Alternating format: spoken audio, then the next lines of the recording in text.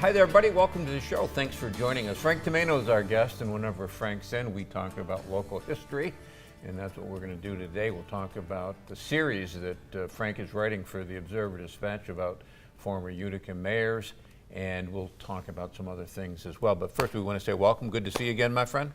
Thanks for having me, Joe. We'll talk about the series just in a second, but we're just past Memorial Day, and I hate to let that occasion go by without talking about Utica's connection to Memorial Day, and it's a strong connection, and that connection is taps.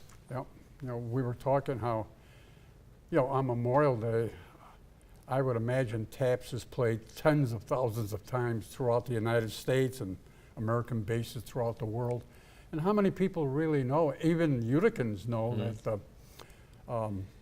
it was co-composed by a man who was born on Lafayette Street, grew up in Utica, Dan Butterfield, a major general in the Civil War. And as you know, we've talked about him before. You actually went to the site, did you not, Frank, where there's a monument there? Yeah, it's which always bothers me because here in Utica we have nothing to him. And this monument is in the state of Virginia, a Confederate state, and they have a monument to a Utican who co-composed taps. But it's at Charles City, Virginia, the Berkeley Plantation, which was the home of the Harrisons, Benjamin Harrison, President William Henry Harrison. And it was there in the Civil War after one of the early battles that the Union had lost. They retreated to Berkeley Plantation. And it was one hot summer, July night in 1862. And each brigade had its own bugle call for lights out. And Butterfield, who was a major general, had his own brigade, 3rd Brigade. And he was just and most of those lights out bugle calls were lively. And he was in no mood. They had just lost a battle, and he called his bugler, 23-year-old Oliver Norton, who was a private. From Rochester, wasn't he? Rochester, and then he ended up in Chicago, but and he was with the, I forget what, anyway, he was with the 3rd Brigade, and together they composed, Butterfield wanted a more mournful, sad for Lights Out, and they composed 24 notes, taps, that we know today, and so it was co-composed by them, and it was just for his brigade. But then it began to spread, other buglers began to pick it up, and then Confederate brigades that were close by picked it up. And it was used at the first time for one of the funerals of one of the Union Army soldiers who had died, and they were so close to the Confederate lines, they didn't want to fire. Usually you fire 3 volley shots, but they didn't want to give their position away.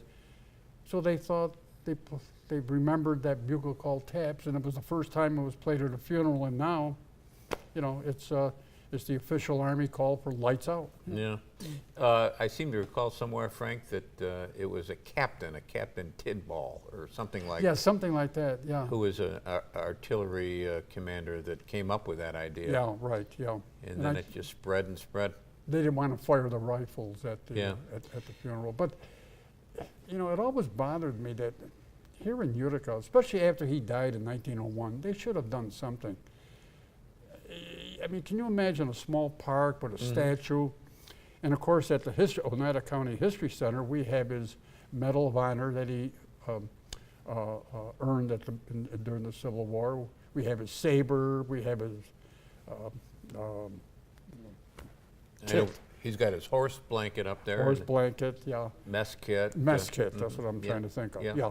And it would, to me, that's the type of attraction that would attract tourists because, a lot of people know taps, and to be at the birthplace of the man who co-composed it is something. I know Councilman Mark Williamson has tried to do something along those lines, hasn't he, Frank? He had worked with the state. They were going to put up a sign, I think, on the thruway. This is the home of Dan Butterfield, Major General Daniel Butterfield. And it's too bad. And as I mentioned, in Virginia, at this Berkeley Plantation, I was there a few years ago, and by accident, I went to visit the Berkeley Plantation which was the home of the, you know, the Harrisons. And while I was waiting for this slide presentation, they said, why don't you go, this is a working plantation, you might want to go outside. And I went and I looked about 100 yards away, there was a monument. So I went up there and there was, on this site on July 2nd, 1862, Brigadier General at that time, Daniel Butterfield, composed the bugle called Taps. Yeah. And it was put up by the State of Virginia American Legion in 1962, the 100th anniversary. So, you know, it's too bad we don't have, and you know, we're both on the board at the History Center. Maybe as next Memorial Day approaches, we ought to have some sort of a, every so often we do have an exhibit on Butterfield, but maybe we ought to do a little more, maybe have a, you know, a few talks about who Butterfield is. Because, you know, a lot of young people coming up forget, a lot of older people have forgotten them. So A lot of people never knew it to begin with. Yeah. One of the things they did, Frank, down at Arlington National Cemetery, it was several years ago now, Yep. and nowhere is taps played more than it's played at Arlington. Yep.